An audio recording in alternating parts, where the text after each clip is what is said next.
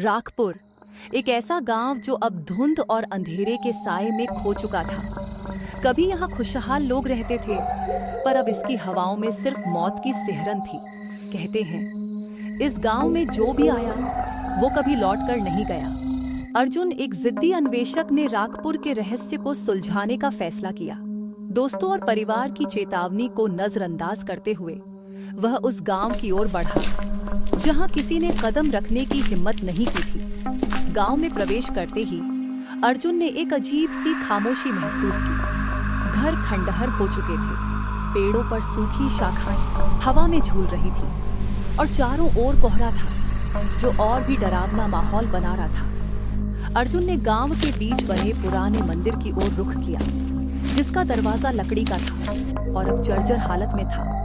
जैसे ही उसने दरवाजे पर कदम रखा, उसे पीछे से किसी की धीमी आवाज सुनाई दी, रुको, मत जाओ। अर्जुन ने घबराकर पीछे देखा, पर वहां कोई नहीं था। उसके दिल की धड़कनें तेज हो गईं, लेकिन जिज्ञासा उसे मंदिर के अंदर खींच लाई। मंदिर में हर ओर अंधेरा और धूल थी। अर्जुन ने अपनी टॉर्च जलाकर मंदिर की दीवारों पर नजर दौड़ाई।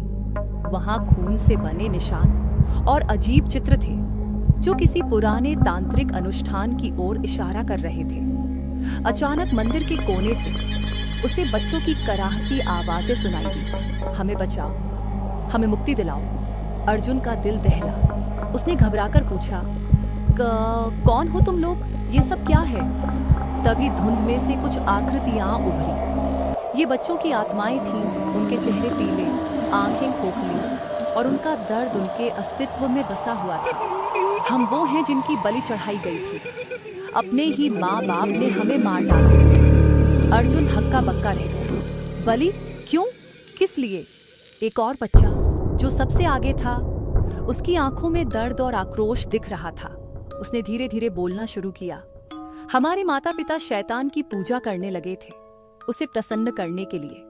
वो कहता था अगर हर हफ्ते एक बच्चे की बलि दी जाए तो वो अच्छी फसल देगा। अर्जुन की आंखें चौड़ी हो गईं। क्या तुम लोग इसलिए मारे गए? बच्चे ने सिर झुका लिया और बाकी आत्माएं धीरे धीरे मंदिर के चारों ओर छा गईं।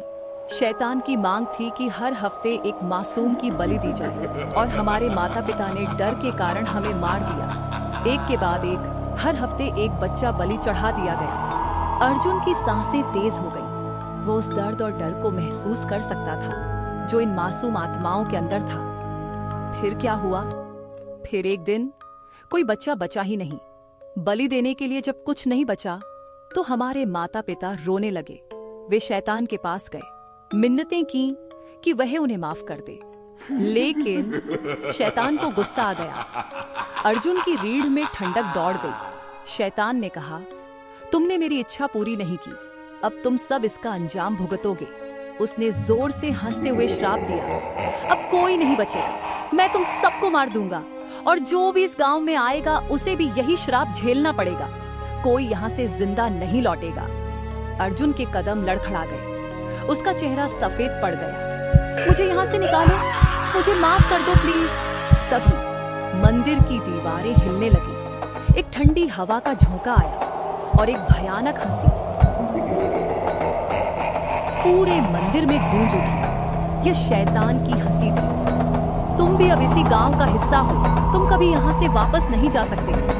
अर्जुन ने दरवाजे की ओर भागने की कोशिश की, लेकिन दरवाजा बंद हो गया। आत्माओं ने उसे चारों ओर से घेर लिया। उनकी आंखों में वह दर्द और बदले की आग थी। नहीं, मुझे छोड़ दो, मुझे यहाँ से बाहर निकालो। लेकिन उसकी चीखें मंदिर की दीवारों में ही गुम हो गई। शैतान की हंसी गूंजती रही और अर्जुन की चीखें जंगल में खो गई।